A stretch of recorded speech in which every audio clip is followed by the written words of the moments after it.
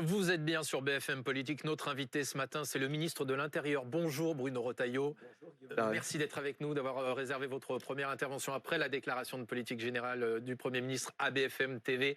À mes côtés, pour vous interroger ce matin, Anne-Sora Dubois du service politique de BFM. Bonjour. Et Ludovic Vigogne de la Tribune Dimanche, notre partenaire. Bonjour Ludovic. Bonjour Guillaume, bonjour. On va revenir, monsieur le ministre, bien sûr, sur vos projets pour les prochains mois. Mais d'abord, cette annonce de ce matin, effectivement, et cette confirmation, puisque l'accord de trêve entre Hamas et Israël vient d'entrer en vigueur. 3 otages vont être libérés cet après-midi. Bruno Retailleau, est-ce que la France a joué un rôle dans cet accord ? Je pense que la France, depuis de longs mois, n'a cessé d'insister, n'a cessé de travailler à un accord de paix. Ce que je veux vous dire, c'est que pour ceux qui sont attachés justement à la paix, c'est une excellente nouvelle. Une bonne nouvelle d'abord pour les otages. Je ne sais pas dans quelles conditions ils vont revenir. On ne sait pas quelle est la proportion de vivants, de morts, et parmi les vivants, dans quel état psychologique est-ce qu'on va les retrouver. Mais les otages vont être progressivement libérés, c'est une bonne chose. Et puis ensuite, il y a la population de Gaza. Là encore, c'est une autre préoccupation. Et je pense que la France a toujours dit à la fois qu'Israël avait le droit de se défendre, mais la France a toujours plaidé pour la paix dans la bande de Gaza. Bruno Retailleau, il y en a un qui revendique la paternité de cet accord. Ce sera l'homme de la semaine, c'est Donald Trump, qui sera investi officiellement président des États-Unis demain. Dans un sondage publié ce matin par nos confrères de la Tribune Dimanche, 2 tiers des Français se disent inquiets de son retour à la Maison-Blanche. Est-ce que vous en faites partie ? Ni inquiet ni heureux. Je crois que Donald Trump est d'abord un Américain. Moi, je ne suis pas un gallo-ricain, comme avait dit un jour, l'avait écrit Régis Debray. Je pense qu'il a une obsession, c'est l'Amérique. L'Amérique d'abord, l'Amérique en premier, l'Amérique avant tout. Je me souviens très bien d'ailleurs que cette obsession n'est pas uniquement celle de M. Trump. Je me souviens que Barack Obama avait commencé à faire un pivot vers notamment le continent asiatique, vers le Pacifique, plutôt que vers l'Atlantique. La leçon qu'on doit en tirer, c'est qu'on doit se renforcer. Nous, la France, nous, les Européens. Est-ce que c'est un slogan que vous pourriez reprendre à votre compte en le déclinant, bien sûr ? Lui, il dit America First, vous pourriez dire la France d'abord ? Bien sûr, moi je pense que je suis d'abord français, je suis ministre d'un gouvernement français et mon mandat, c'est d'abord de défendre en particulier les intérêts de la France et des Français. Est-ce que vous partagez certaines valeurs avec lui ? Je partage, je ne sais pas quelles valeurs, en tout cas le patriotisme sans doute, mais très franchement, on peut être de droite sans non plus s'aligner sous tous les comportements de M. Trump. Je le pense vraiment. Il est d'abord américain. Et encore une fois, je suis profondément français avec une autre culture, un autre pays, dans une autre situation. Vous vous sentez plus proche de lui ou de Joe Biden ? Non, mais Joe Biden, c'est terminé. Joe Biden, voilà. Joe Biden, vous avez le sourire que vous affichez sur vos lèvres. Joe Biden est âgé, lui aussi du reste. Mais encore une fois, cette idée en France qu'il faut se situer par rapport aux uns et aux autres, quand on va aux États-Unis, on est d'abord surpris parce qu'on les prend pour des anciens Européens qui parlent anglais. C'est pas du tout ça. C'est une autre culture. Ils ne sont pas non plus britanniques. Ouais. Quand on connaît à la fois les Britanniques et les Américains, les Britanniques sont européens, même s'il y a le Brexit, ils habitent une île, c'est vrai. Mais les Américains sont franchement américains, ont une culture très très différente. Pourtant, il y a des Français qui ont traversé l'Atlantique pour cet événement. Ludovic Vigogne. Oui, demain, Marion Maréchal et Éric Zemmour assisteront à l'investiture du président américain. Est-ce que leur présence vous étonne ? Non, ça ne m'étonne pas, mais je trouve qu'il y a quelque chose d'un peu dérisoire de demander de toquer à la porte pour être là pour une investiture qui est une investiture d'un candidat, du coup d'un président élu américain. Voilà. Chez Donald Trump, il y a des choses à retenir. J'observe que dans son premier mandat, par exemple, c'est la classe populaire, les classes moyennes qui ont le plus profité en termes de pouvoir d'achat. Donc il ne faut pas tout écarter. Mais on ne doit pas non plus être hystérique.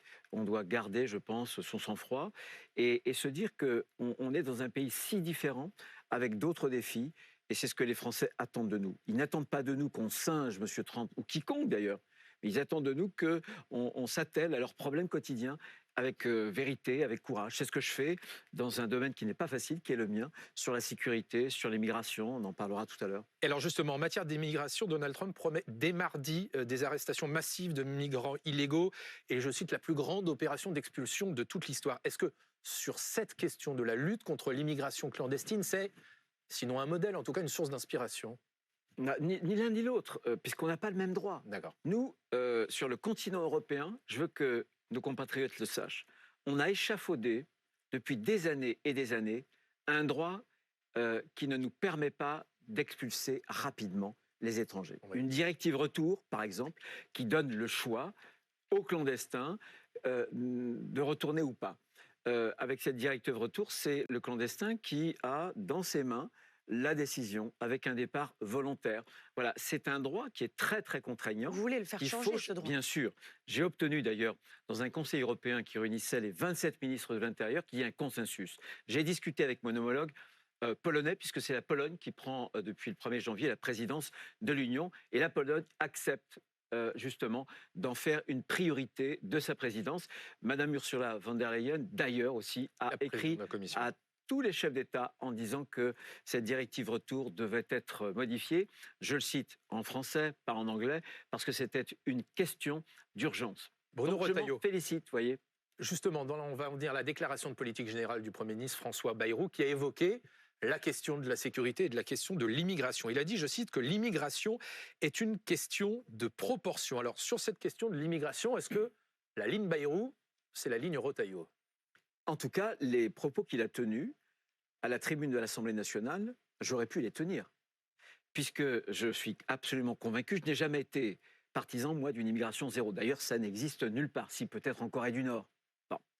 Donc, il faut une immigration, mais une immigration que l'on maîtrise, sur laquelle on ait le contrôle. Ce que nous demandent les Français, pas que les Français, tous les Européens, dans tous les pays européens, c'est la même question qui est posée aux gouvernants. Soit les gouvernants acceptent le verdict des peuples, ou alors ils ne l'acceptent pas et ils seront chassés. Mais les Français en particulier veulent qu'on reprenne la main sur la politique migratoire. Et ça, c'est quelque chose qui pour moi est absolument fondamental et on peut le faire. Donc vous diriez qu'il n'y a pas de feuille de papier à cigarette entre François Bayrou, le Premier ministre, et vous en matière migratoire? Il ne vous aura pas échappé que on n'a pas la même identité politique. Il est viscéralement centriste, je suis résolument de droite. Mais je pense qu'aujourd'hui, en Europe, mais aussi en France, alors que les Français souvent sont querelleurs, ils se divisent, il y a un consensus. 70%, et parfois même plus, selon les sondages, déclarent que la politique migratoire française, nos compatriotes, eh bien, elle est trop laxiste. Et curieusement, on a désormais une majorité d'électeurs de gauche qui veulent cette reprise en main de la politique migratoire. Et là où je suis d'accord avec le Premier ministre, c'est quand il pose la question de la proportion, la question du nombre. Nous sommes débordés par le nombre. En 2023, les derniers chiffres qu'on ait qui soient sûrs, c'est entre immigration légale et illégale, plus de 550 000 étrangers arrivés sur le territoire français, l'équivalent de Lyon. On ne peut plus se le permettre pour deux raisons. C'est quoi le bon chiffre? Le bon nombre? Le bon nombre, il est d'un peu plus de 550 000. Non, mais le bon nombre que vous souhaitez, oui, que vous souhaiteriez. Le bon nombre, c'est très difficile parce que ça dépend des conditions économiques. Et aujourd'hui, pourquoi est-ce qu'on ne peut pas, là encore, faire face à cette immigration sur laquelle on a perdu tout contrôle? C'est parce qu'on n'a pas les moyens d'héberger, etc. Et puis, il y a un autre problème, c'est qu'on a la machine à intégrer, à assimiler, qui est en panne des deux côtés. Alors ça, on va y venir. Ludovic Vigone, sur la façon justement dont vous allez dérouler vos propositions. Oui, dans sa feuille de route mardi, le Premier ministre n'a pas mentionné de grande loi immigration. Ça veut dire qu'il n'y en aura pas, que vous passerez uniquement par des petits textes? Moi, j'ai une stratégie globale sur l'immigration, si on veut que ça fonctionne, avec trois niveaux, le niveau international, européen et national. Le niveau international, j'essaie de négocier avec un maximum de pays des accords bilatéraux pour qu'on puisse éloigner, pour que ces pays-là puissent accepter des ressortissants d'origine ou alors des ressortissants qui ont transité, qui ont séjourné dans ces pays. Je vous arrête juste une seconde, justement, vous aviez parlé de ce projet. Aujourd'hui, avec combien de pays vous êtes parvenu à passer des accords? On a plusieurs pays, d'ailleurs, une demi-douzaine de pays. J'ai désigné d'ailleurs Patrick Stefanini comme Messie Dominici. On en a en Afrique, on en a d'ailleurs sur la plaque asiatique, je pense au Kazakhstan. C'est important pour l'Afghanistan. Et vous voyez, quand on ne peut pas renvoyer des Afghans, on peut passer par le Kazakhstan. Donc ça, c'est le niveau international. Je ne reviens pas sur le niveau européen. La directive retour qui doit être totalement revue pour donner aux États la charge de le prendre. Et au niveau français, des circulaires. Je m'apprête, j'en ai déjà envoyé une au préfet. Il y aura une circulaire qui va circuler, qui va succéder à celle qu'Emmanuel Valls avait prise en 2012. Et puis, il faut des textes législatifs. Moi, il ne me faut pas un grand monument législatif avec mon nom. C'est pas ce que je cherche. Pas de fétichisme législatif. Simplement, je pense, et c'est ce que j'ai demandé au Premier ministre, qu'il accepte que des PPL, des propositions de loi qui viendraient de députés ou de sénateurs, on puisse les voter, par exemple, sur l'extension de la durée de rétention dans les centres de rétention administrative. Souvenez-vous, il y a quelques mois, la jeune Philippine violée et massacrée, tout simplement parce que celui qui l'a assassinée, on l'avait renvoyé trop tôt. Donc ça, il faut le modifier. On a les places pour l'extension de ces durées de rétention? Oui, on en a plusieurs en chantier. Voilà. Mais ça, de toute façon, c'est un impératif et les places, on les construira. Alors Bruno Retailleau, on va revenir sur justement les différentes thématiques que vous évoquez, vous prendrez texte par texte. Le Premier ministre n'a pas du tout évoqué la question de l'AME, l'aide médicale d'État, dans sa déclaration de politique générale. Est-ce que ça veut dire que vous n'allez pas y toucher? On y touchera. L'AME, c'est un sujet aussi du PLFSS.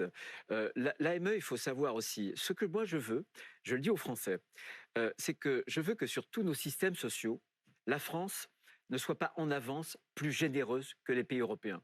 Parce que si nous, on est au-dessus de la moyenne de ce que font les Européens en matière, par exemple, de soins, en matière d'aide sociale, en matière de regroupement familial, les filières des passeurs, les trafiquants d'êtres humains vont orienter, bien sûr, les flux vers la France plutôt que vers les autres pays. Donc ma stratégie à moi, elle est simple à comprendre.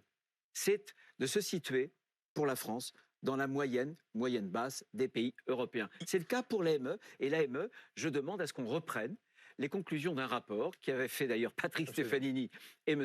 Evin, et qui avait montré que l'AME était en fait un encouragement à la clandestinité. Il y a plus d'1 milliard. On demande des efforts. C'était pas la principale raison. Ils ont dit très clairement, et ils ont fait des propositions, je demande à ce qu'on les reprenne, ils ont dit très clairement que l'AME, c'est un encouragement à la clandestinité. C'est plus d'1 milliard aujourd'hui. On ne peut pas d'un côté, écoutez, demander des efforts aux Français donc et non pas demander aux étrangers qui sont des clandestins. Qu'on me comprenne bien. Ceux qui touchent l'AME, ce ne sont pas des étrangers qui sont régulièrement venus sur le sol français. Ils ont fraudé les règles françaises. Donc, qu'on ait une aide d'urgence, oui, parce qu'on va pas laisser demain mourir les gens dans les rues. Une femme qui est enceinte, elle doit accoucher dans de bonnes conditions.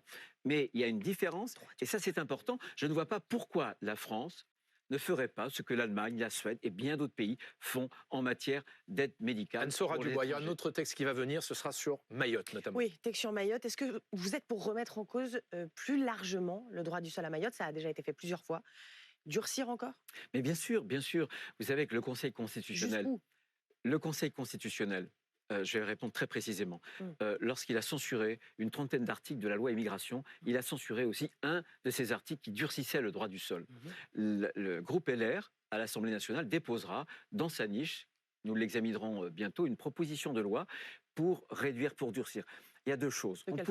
On pourrait l'abolir, mais l'abolir, il faudrait changer la Constitution. Et nous n'avons pas la majorité pour le faire. Donc vous ne souhaitez pas abolir le droit du sol à Mayotte? Je ne l'ai pas dit, je le souhaiterais. Je l'ai dit que j'ai simplement dit que pour l'obtenir, il faudrait des conditions d'une très forte majorité que nous n'avons pas. Première chose. En revanche, ce que nous pouvons faire, c'est durcir et faire en sorte qu'une mère qui accouche, qui n'est pas française, qui accouche, eh bien que pour que son enfant devienne par le droit du sol un national à sa majorité, ou juste avant sa majorité, eh bien, qu'elle puisse être en état de dire qu'elle est en situation régulière un an avant l'accouchement. Là, on parle de Mayotte. À un moment, il a été question d'élargir, au moins, ou d'ouvrir le débat sur le droit du sol plus largement, sur la totalité du territoire français. Vous y êtes favorable? Oui, moi j'y suis favorable. Là encore, on avait fait une proposition. On peut remettre en cause aujourd'hui le droit du sol sur le territoire français, la totalité du territoire. C'était de reprendre la disposition de Charles Pasqua. On ne doit pas venir par hasard français. On doit le revendiquer. Il doit y avoir non pas une automaticité, mais ça doit procéder d'un acte volontaire. À ce que je sache, quand Charles Pasqua d'ailleurs l'avait décidé, c'était la Constitution de la Ve République. On n'en a pas changé. Donc c'est totalement constitutionnel. Donc je trouve que, moi je pense que, encore une fois, la citoyenneté française, c'est une citoyenneté et la citoyenneté civique, c'est-à-dire par laquelle on adhère à un projet. C'est pas la couleur de peau, c'est pas l'origine, c'est pas la croyance. C'est vraiment le modèle républicain. Pardon. Vous dites qu'il faut ouvrir ce débat ou il faut le remettre en cause? Moi, je pense qu'aujourd'hui, malheureusement, vous savez parfaitement que dans l'état L'État actuel, politique, ben, bien sûr, on vous n'a allez pas dire de le père va pas. majorité. Alors, moi, j'essaie de pousser les feux le plus loin possible. J'essaie aussi d'ébranler un petit peu les certitudes, les conformismes, la bien-pensance, pour que le peuple français sache que les hommes et les femmes politiques peuvent répondre à leurs attentes. C'est ce Bruno que j'essaie de Retailleau, faire. il y a quelque chose que vous venez d'évoquer qui est très important, qui concerne peut-être des gens qui nous regardent. Vous avez dit que vous avez remis en cause la circulaire Valls qui permet au préfet de régulariser des sans-papiers au cas par cas. La nouvelle circulaire que vous allez publier d'ici quelques jours, quelques semaines, sera donc la circulaire Retailleau. Quels seront les critères Ah, de je revendique pas Quels du tout seront le les nom de critères Retailleau. de régularisation C'est 30 000 personnes par an à peu près aujourd'hui. Vous visez combien de personnes régularisées au travers de cette nouvelle circulaire? C'est une circulaire qui ne peut pas donner de quantité, puisqu'elle donne des critères. Quels critères? Et cette circulaire, elle est nécessaire parce que la loi a changé. C'est la loi de janvier 2024. La circulaire s'inscrit par conséquent dans la projection de cette loi. Cette circulaire aura un champ qui sera resserré, notamment sur les métiers en tension, mais surtout, il ne suffira pas, pour être régularisé, de dire qu'on a un travail. Il faudra vérifier la réalité du travail. Parce qu'avec Internet et avec le numérique, c'est très facile de donner un faux, par exemple, certificat de loyer ou un faux bulletin de paye. Ensuite, il faudra aussi, au-delà du travail, vérifier que l'individu respecte nos modes de vie, respecte les principes de la République. Donc c'est un champ qui est à la fois resserré et ce sont des critères qui ne porteront pas seulement sur le travail, bien sûr sur l'effectivité du travail, mais aussi sur des critères d'intégration, de respect des principes républicains, de nos valeurs et de notre mode de vie. Ludovic Vigon, question sur une note qui vient d'être révélée par le journal Le Point il y a quelques jours. Oui, une note de l'Observatoire de l'immigration et de la démographie selon laquelle 580 millions de personnes dans le monde seraient éligibles au droit d'asile en France. Est-ce que dans cette perspective, vous jugez qu'il faut revenir, restreindre le droit d'asile en France? Le droit d'asile procède là encore d'une dimension constitutionnelle. C'est d'ailleurs Charles de Gaulle qui, dans la Constitution et le préambule de 1946, avait tenu à ce que ce soit l'expression, vous savez, les combattants de la liberté. Donc pour nous, le droit d'asile, par exemple, ne concerne pas, comme un tribunal administratif à Bordeaux avait voulu le faire, ou une cour administrative d'appel, je crois, les réfugiés climatiques. Concerne les combattants de la liberté. Donc encore une fois, c'est de l'ordre constitutionnel. Simplement, ce que j'observe, c'est que le droit d'asile en France et en Europe est totalement dévoyé. Il est dévoyé et on l'utilise faussement, justement pour pénétrer dans notre pays. C'est la raison pour laquelle le pacte européen va durcir un certain nombre de choses, par exemple en faisant en sorte qu'on puisse étudier beaucoup plus vite, aux frontières extérieures de l'Europe, des individus qui réclament le droit d'asile, mais dont le taux de protection, dont la chance, parce qu'ils viennent de pays qui sont assez sûrs et qui, en général, on ne leur accorde pas le droit d'asile parce que le pays est trop sûr. Ils ne font pas, par exemple, ce pas des pays qui sont en guerre. Mais je pense que cette restriction des critères, elle est très importante. Il faut revoir, en tout cas, et le faire appliquer avec beaucoup plus de, de méthodes et de règles strictes. Anne Sorel-Debois, question sur un recensement qui va venir, qui va faire polémique. Oui, depuis quelques jours, nouveau formulaire en effet. Et il y a une question facultative qui figure dans ce formulaire et qui dit d'où viennent, où sont nés vos parents. Est-ce que vous êtes favorable aux statistiques ethniques? C'est pas une statistique ethnique, puisque ça n'est pas, non, ça n'est pas une statistique ethnique au sens où on l'entend. Voilà. Moi, les statistiques ethniques, je suis favorable à ce questionnaire. Les statistiques ethniques, je m'en suis toujours un peu méfié. Je vais vous dire pourquoi. Vous disiez en 2020, d'un côté, ça permet de connaître la réalité. Voilà, il y a d'un côté la connaissance de la réalité, mais de l'autre, je ne voudrais pas que, comme aux États-Unis à un moment donné, ces statistiques-là débouchent sur la discrimination positive. La réalité de quoi? Et la réalité sociologique, tout simplement. Il y a une étude d'ailleurs, il y a peu de temps, je pense que c'était de l'INSEE ou de France Stratégie, sur les mouvements migratoires. On a besoin de connaître. Pourquoi est-ce qu'on doit cacher la réalité? Donc oui ou non aux statistiques ethniques? Oui, je suis d'accord à une condition, c'est qu'on ne les utilise pas pour la discrimination positive. Alors Bruno Retailleau, l'autre élément majeur de la déclaration de politique générale de François Bayrou, c'est bien sûr cette annonce sur la réforme des retraites. Les partenaires sociaux se sont réunis pour la première fois vendredi. Est-ce que remettre en chantier cette réforme des retraites qui a porté l'âge à 64 ans, sans tabou, a dit François Bayrou, c'est une bonne idée? Écoutez, moi je n'ai pas changé d'avis. Vous savez que j'étais dans l'opposition lorsque cette réforme a été discutée et je l'ai portée. difficile, une réforme impopulaire. J'étais dans l'opposition.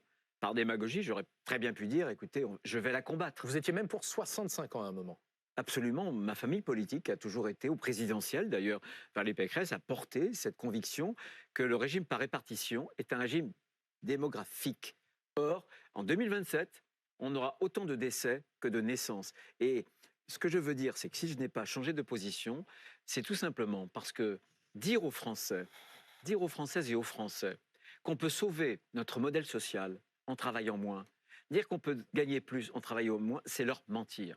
Et dans ce régime de répartition qui est lié à la démographie, quand je suis né, il y avait à peu près 4 cotisants pour un retraité. Aujourd'hui, il y a 1,7 cotisants pour un retraité. Comment on fait demain? En 2030, lorsque notamment la réforme Borne va s'appliquer dans son plein effet, c'est 64 ans, c'est la France qui aura la palme du pays où on partira à 64 ans. Les autres pays, ce sera 66. Remettre en chantier cette réforme, c'est une bonne idée ou pas? Moi, je pense que, je suis pour le paritarisme, je suis pour le dialogue social. Le dialogue social, c'est fondamental. Je pense qu'il y a du grain à moudre. Et je pense que les partenaires sociaux peuvent parfaitement s'emparer, de la retraite des femmes, où il y a des vraies injustices. 2, de l'usure professionnelle. 3, de l'emploi des seniors. On avait proposé au Sénat un CDI. Mais si les 64 ans, Bruno Retailleau, si les 64 ans devaient être remis en cause, est-ce que ça vous amènerait à quitter le gouvernement? En tout cas, c'est pas cette question qui se pose à moi, elle se pose à la France. Je pense que les 64 ans, c'est indispensable. Encore une fois, tous les autres pays européens, c'est 66, 67 ans. Les 64 ans, ça a 2 effets. 1, sauver le régime par répartition. Et 2, c'est injecter plus de travail dans la machine économique. On a un déficit de travail en France. Si on veut du niveau de vie, il faut du travail. Voilà. Et je pense que ce serait une très mauvaise idée. Bruno Retailleau, vous restez avec nous? Je reste avec vous. On se retrouve dans une seconde. Je reste au gouvernement aussi. Et d'accord. Et on se retrouve dans une seconde. Vous répondrez notamment à une question qu'une Française vous a posée.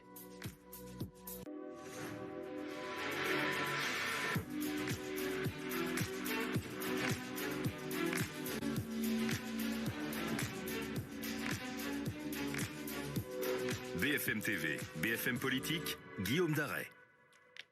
Vous êtes bien sur BFM Politique, notre invité est le ministre de l'Intérieur Bruno Retailleau. Dans un instant, vous allez répondre à la question d'une téléspectatrice sur la question du narcotrafic. Mais d'abord, on évoquait évidemment la réforme des retraites et le fait que les socialistes, Ludovic, ont dit pas de censure ce coup-là. Mais tout ça, ça coûte cher. Oui. C'est d'ailleurs le choix de la tribune. Pardon. Oui, ce matin, dans la tribune dimanche, François Hollande se réjouit que François Bayrou ait ouvert une nouvelle période en passant un accord de non-censure avec les socialistes. Est-ce que vous aussi, vous êtes satisfait de cet état de fait, cette nouvelle donne?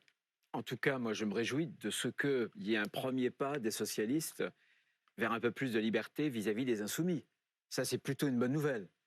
Parce qu'on ne dira jamais que la menace aujourd'hui, la menace politique, ce sont les insoumis. Ils sont devenus, malheureusement, ils font le jeu, en tout cas, des islamistes, pour des raisons électoralistes. Donc c'est une bonne nouvelle. Simplement, ce n'est pas pour autant qu'on recherche à dissocier les sociodémocrates du NFP qu'on doit devenir socialiste non plus, y compris dans le projet. Oui, voilà. Parce que là, c'est 4000 postes. François Bayrou a parlé d'une promesse française. Je ne pense pas que la promesse française, ce soit de revenir aux vieilles lunes socialistes. Parce que vous trouvez la facture un peu trop salée. Il y a eu beaucoup de concessions, c'est vrai, cette semaine. Les 4000 postes dans l'éducation nationale qui ne sont plus supprimés, comme a dit Guillaume.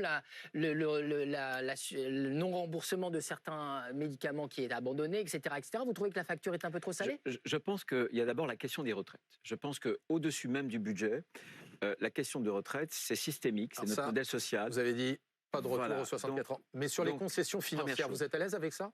Je pense qu'on n'a pas atteint un point de non-retour. Ce que je veux dire, c'est que l'équilibre est encore préservé. Vous me savez sourcilleux en matière budgétaire et je voudrais expliquer pourquoi.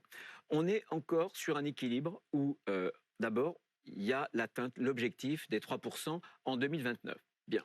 Mais surtout, l'objectif premier du gouvernement de François Bayrou, c'était de dire qu'à la fin de 2025, il fallait avoir et arriver à 5,4%. On y est. Et on y est en privilégiant les économies par rapport à la fiscalité. Puisque, en matière de fiscalité, ce sera à peu près 20 milliards de plus, mais en matière d'économie, ce sera plus de 30 milliards de plus. J'observe que pour la première fois, il y aura une baisse du train de vie de l'État de 2%, c'est inédit, c'est historique, et que les opérateurs, ces fameuses agences qui foisonnent, vont devoir enregistrer, là encore, une baisse de leur budget de 5%. Donc, économiquement, à vos yeux, pour l'instant, ça tient.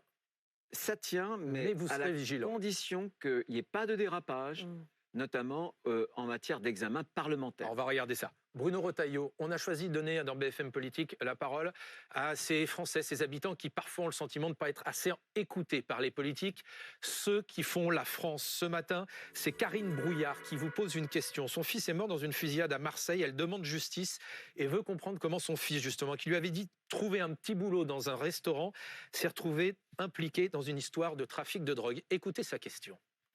Bonjour Monsieur le Ministre, je vous remercie d'avance de l'attention que vous porterez à mes questions. Je suis la maman de Hugo. Hugo est décédé à Marseille en 2023. C'est la 22e victime de cette année-là. À ce jour, bientôt 19 mois, je n'ai toujours aucune réponse, aucun avancement de l'enquête. Comme beaucoup de familles, je suis dans l'attente, une attente insupportable.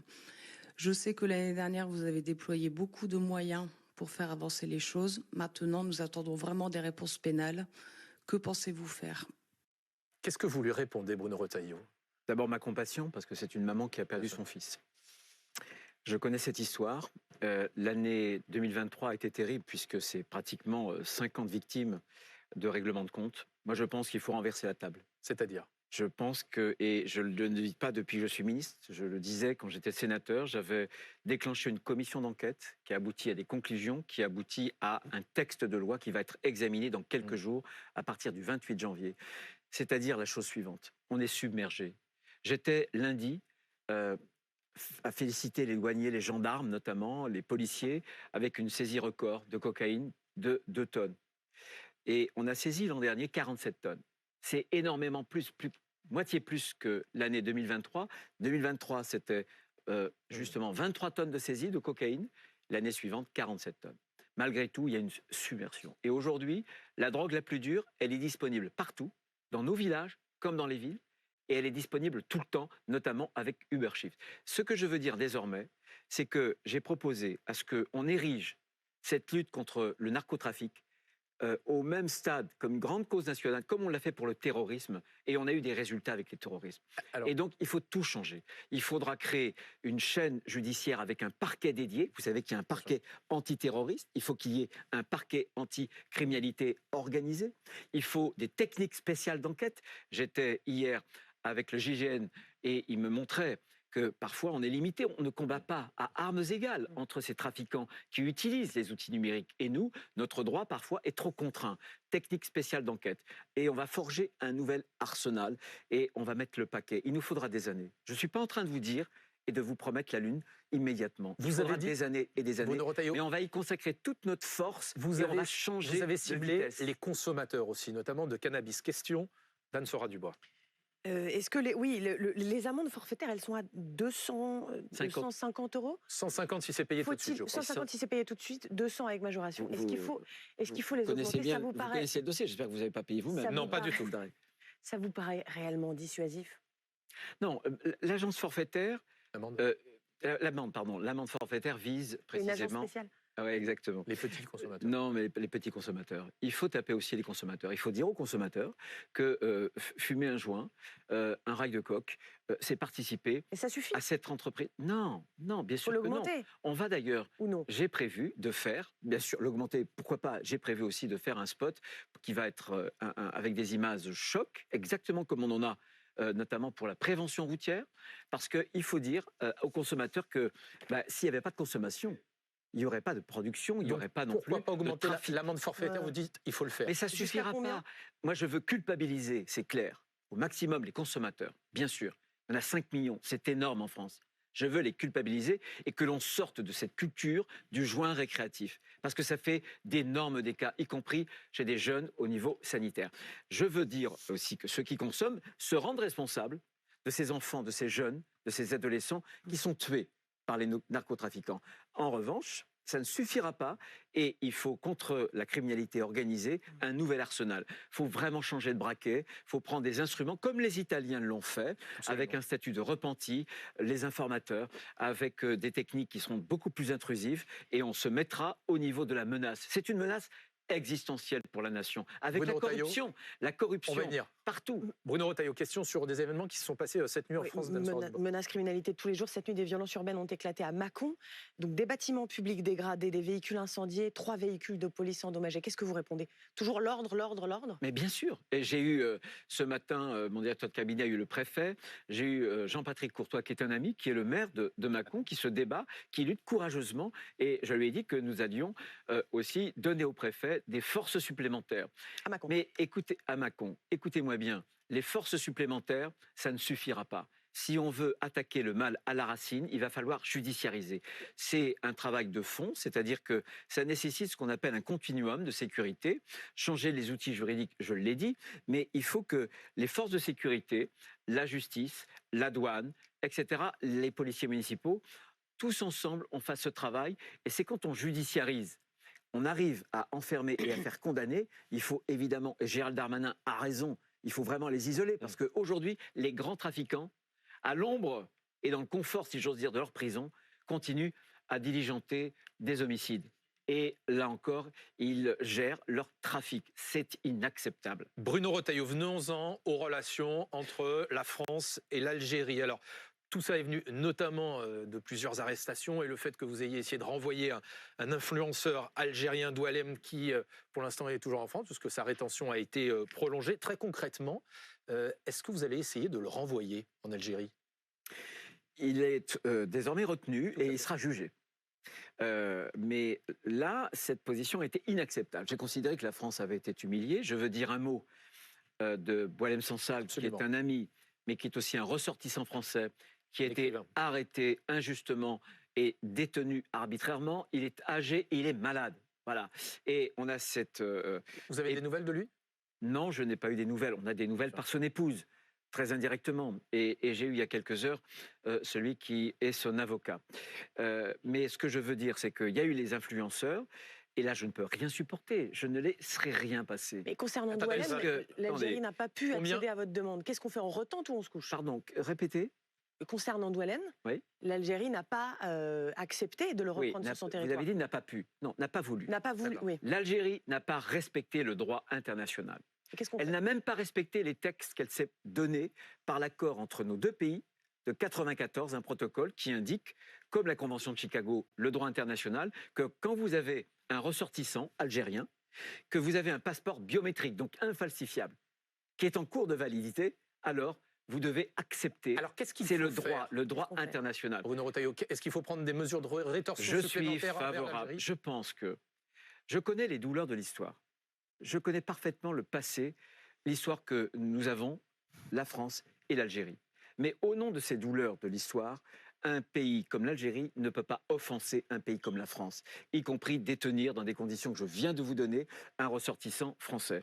Je pense qu'on est allé au bout du bout. Je pense que le président de la République a multiplié depuis des années les gestes mémoriels. Et alors, en retour, qu'est-ce que l'on a eu? C'est l'Algérie de la part du président de la République? Non, je pense qu'il était, je crois, dans la bonne voie de vouloir réconcilier.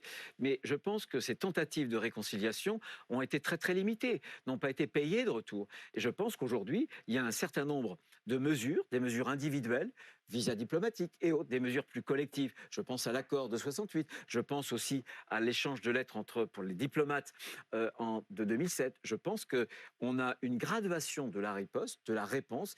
Je pense que la France doit choisir des moyens corrects de répondre à l'Algérie, à son agressivité. Très concrètement, là, qu'est-ce que vous allez faire? Il va y avoir on va délivrer moins de visas pour la nomenclature algérienne, par exemple?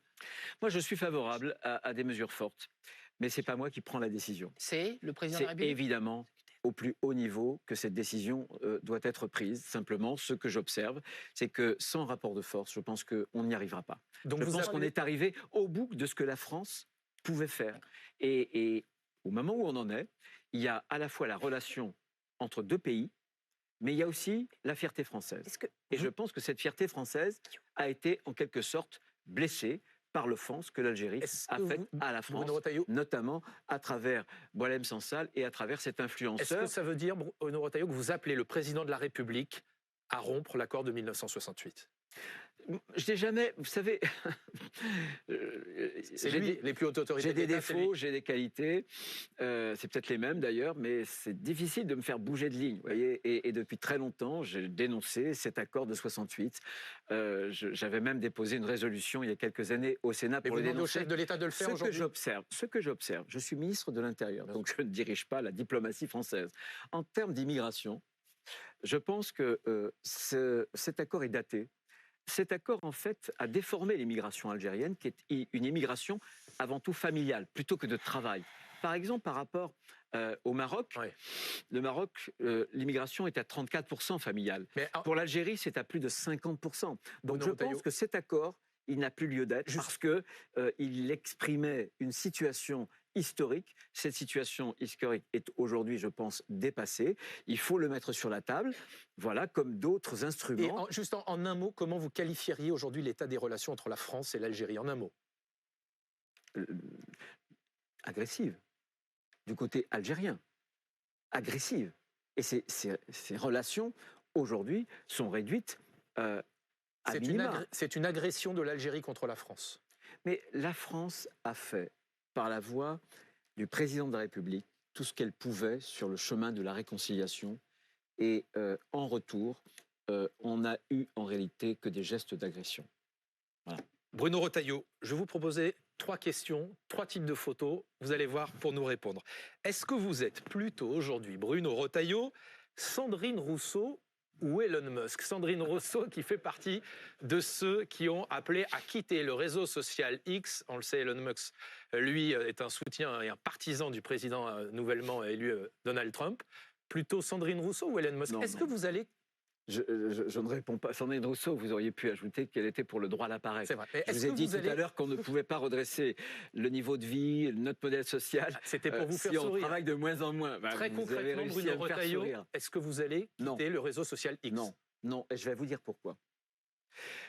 La première raison, c'est parce que je pense que ce qui fait une démocratie, c'est la liberté d'expression. On peut être pour, on peut être contre. Première chose. Deuxième chose, c'est que je crois que sur ce réseau-là, il y a ce qu'on appelle des notes de communauté qui permettent justement à des affinitaires, en tout cas à des followers, qui permettent à la communauté X de réagir sur des fake news. Ça, c'est important.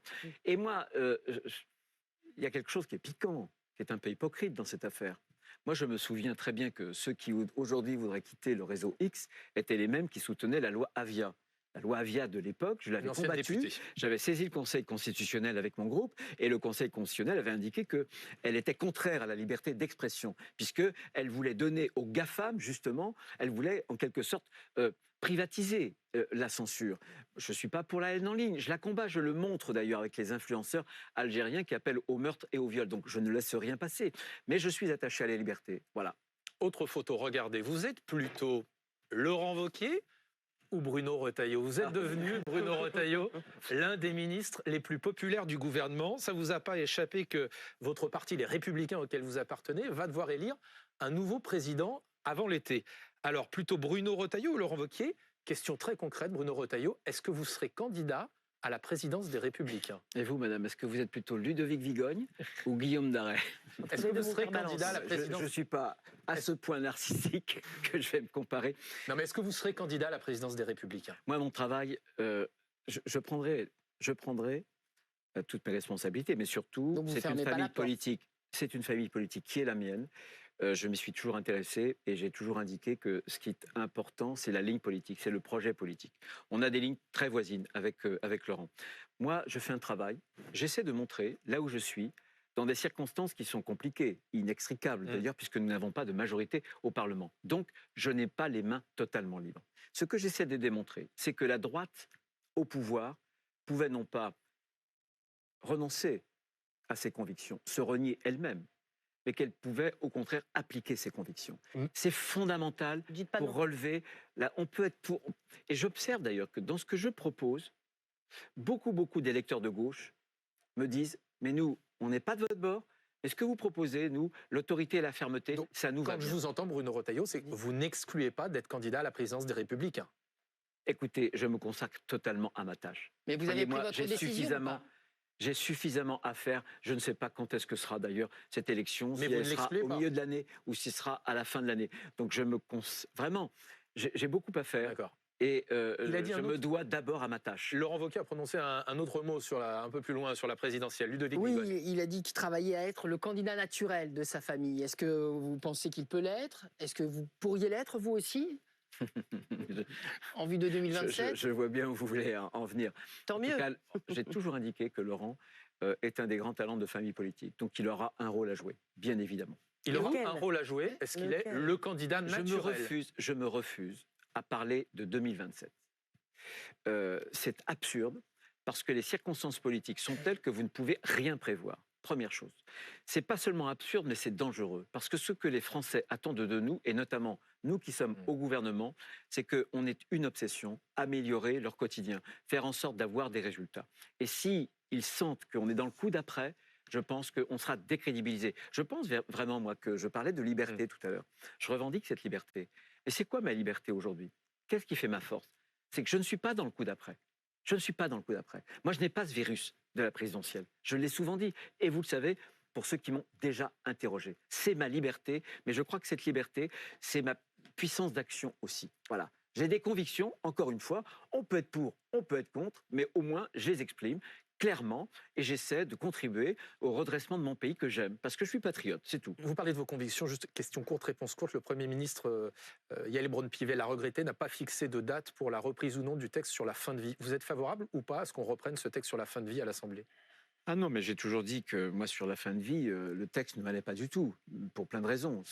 Première raison, c'est ce qu'il faut, c'est soulager avant de mourir, avec des soins palliatifs. Et ensuite, faire reposer sur chacun, parce que ce sera ça, cette idée qu'on peut demander la mort, ça sera la conséquence, c'est que chacun se dira, suis-je devenu pour Donc, ma il n'y a famille pas- une charge? Non, ce que je pense, moi, c'est qu'il faut deux textes. Il faut un texte Pour les soins sur les soins palliatifs, Mmh. et il faut sans doute le texte parlementaire, mais ça c'est la liberté du Parlement, sur la fin de vie. Mais je pense qu'il ne faut pas prendre le premier texte qui consiste à soulager avant de mourir, c'est-à-dire les soins palliatifs. 20 départements, au moment où je vous parle, 20 départements sont privés de soins palliatifs. Il y a des centaines de Français qui meurent aujourd'hui dans la souffrance parce qu'ils n'ont pas accès Bruno aux soins Retailleau, palliatifs. Bruno Donc, Retailleau, l'urgence, c'est ça. juste pour les soins terminer palliatifs. l'émission, je vous ai fait sourire il y a quelques instants, je vais vous faire peut-être sourire une dernière fois. Vous êtes plutôt Nicolas Sarkozy ou Emmanuel Macron? Vous aviez été très dur avec Emmanuel Macron, vous apprenez à le découvrir. Est-ce que vous avez changé de regard sur le président de la République? Non, mais Emmanuel Macron. non, Emmanuel Macron, c'est le président de la République. Et moi, je suis gaulliste. Je suis gaulliste, ça ne fait pas de moi un macroniste. Simplement, je suis attaché aux institutions. Il est président de la République et je le respecte et je suis ministre. J'ai de l'amitié pour Nicolas Sarkozy. On se rencontre, on s'appelle. Mais Nicolas Sarkozy est de ma famille politique. Emmanuel Macron ne l'est pas. Mais c'est le président de tous les Français. C'est aussi mon président de la République. Merci beaucoup Bruno Retailleau d'avoir été avec nous ce matin dans BFM Politique. Merci Ludovic, merci Guillaume. Anne d'avoir été à mes côtés.